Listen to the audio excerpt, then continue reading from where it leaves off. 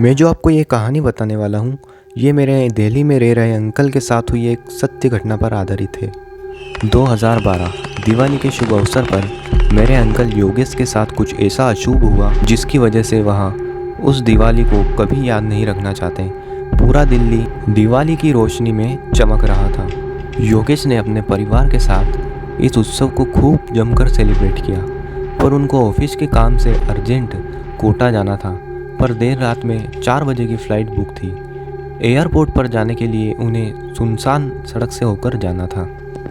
कहा जाता है कि ये सड़क बहुत ही हॉन्टेड माना जाता है। जब योगेश अपनी वाइफ को लेकर टैक्सी में एयरपोर्ट की ओर निकला तो सुनसान सड़क के आते ही कुछ ही देर में योगेश को रोड के साइड में खड़ी सफ़ेद साड़ी में एक औरत दिखी जो अपने हाथ के इशारे से लिफ्ट मांग रही थी। योगेश ने सोचा कि ये औरत देर रात इस सुनसान सड़क पर क्यों खड़ी है। ड्राइवर ने औरत के पास जाकर गाड़ी रोकी। योगेश ने उससे बोला, हम एयरपोर्ट तक जा रहे हैं, आइए हम आपको छोड़ देते हैं। उस औरत ने कोई जवाब नहीं दिया। वो नीचे मुँह कर खड़ी थी और उसके खुले बालों से उसका पूरा चेहरा ढका हुआ था। योगेश ने फिर से बोला, घबराइए मत, हम आपको छोड़ देते हैं।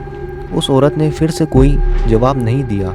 तभी साथ बैठी योगेश की वाइफ को एक अजीब सी घबराहट होने लगी और वो हाफते हाफते बोली, योगेश, योगेश, योगेश, चलो यहाँ से, प्लीज़ चलो। यहाँ से योगेश ने बगल में देखा तो उसकी वाइफ का चेहरा सफ़ेद पड़ गया था। उन्हें अब लगा कि ज़रूर कुछ गड़बड़ है और उन्होंने ड्राइवर को गाड़ी स्टार्ट करने के लिए बोला, पर वो ड्राइवर उस औरत की तरफ देख रहा था और उसे किसी भी चीज़ का होश नहीं था। तभी योगेश ने मुंह उठाकर उस औरत को देखा। उस औरत का भयानक चेहरा देखते ही ड्राइवर को ज़ोर से हिलाया और चीखा, ड्राइवर गाड़ी भगा। ड्राइवर होश में आया और उसने तेज़ी से गाड़ी भगाई। खिड़की के बाहर वही औरत गाड़ी के साथ हवा में भाग रही थी। योगेश ने ये देखकर बहुत ही ज़्यादा डर गया था और पसीना पसीना हो गया था। योगेश की गाड़ी की स्पीड 100 किलोमीटर प्रति आवर से ऊपर होगी, लेकिन वो उनका पीछा ही नहीं छोड़ रही थी। सुनसान सड़क से बाहर निकलते ही उनकी गाड़ी का एक्सीडेंट हो गया। योगेश की आंख हॉस्पिटल में खुली। उनको पता हुआ कि उनकी वाइफ कोमा में चली गई और उस ड्राइवर की एक्सीडेंट होते ही मौत हो गई थी।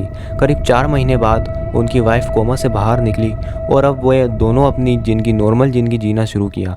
मगर उस दिन से आज तक योगेश दिवाली नहीं मनाते और उस सुनसान सड़क के आसपास भटकते भी नहीं। अगर आपको हमारी कहानी अच्छी लगी तो चैनल को सब्सक्राइब कीजिए और हमें कमेंट करके बताइए आपको हमारी कहानी कैसी लगी।